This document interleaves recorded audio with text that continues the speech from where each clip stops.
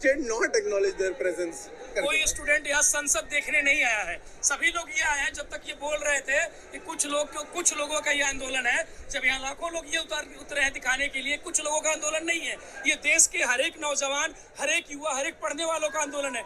And we want just to, एक delegation है, बात कर हमसे, हमारे मुद्दों को सुने।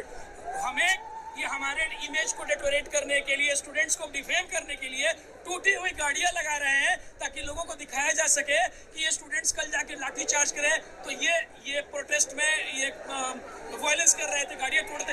ये आरटीओ से पहले ही रात में गाड़ियां अलग रखे हुए हैं, और हमारे पास इसके लिए वीडियो फुटेज हर एक चीजें हैं, जो हम लोग नारा दे रहे हैं कि जब मोदी डरता है, पुलिस को आगे करता है। It's not just a slogan, It's our internal feeling, what we are saying.